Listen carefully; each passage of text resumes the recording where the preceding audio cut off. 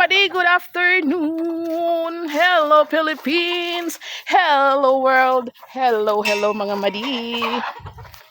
Magandang hapon sa inyo mga madi. Mag-harvest na ako ng aking tanim na sitaw mga madi. Tingnan nyo. Papakita ko sa inyo ang aking tanim na sitaw. Ipechua. Yan. Daba mga madi, oh. Oh. Oh, marami yan. Ang dami niyan mga madi, oh. Oh. Kahabor. Yan. Ayan, oh. Okay, gugupitin na po ng aking prinsesa ang kahaba, no?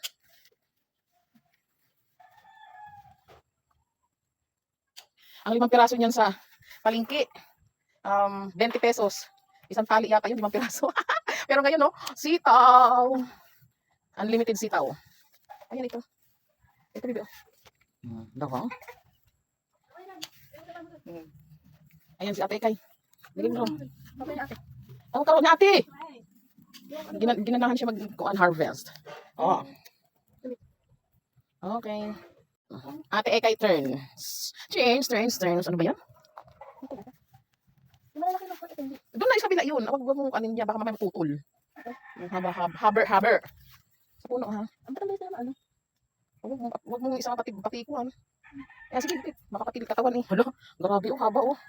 Wow! Hala!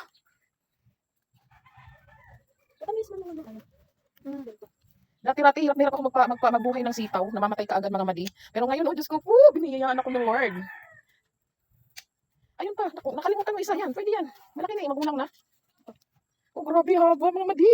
Nakakatuwa.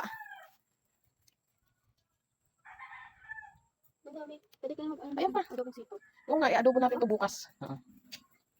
Ito pa. Ito. Dalawa to? Ayun pa. Grabe yan, laki. Madami pa po yan mga maliliit. Kunin mo yun! Saka na ako magtitira ng kuha ng pangtanim pag ano to.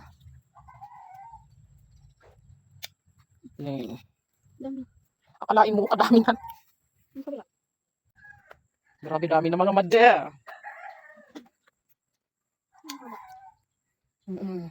Ay, magulang na dapat ito. Hindi ko na mahawakan. Sige.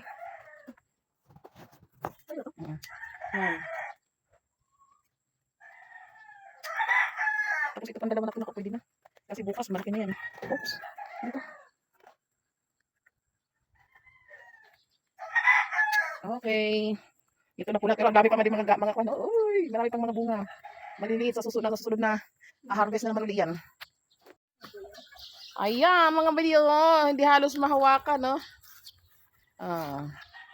Harvest. Dami. Pagkakahaba. Hinarbis ni Kulot. Uwi na kami. Woo!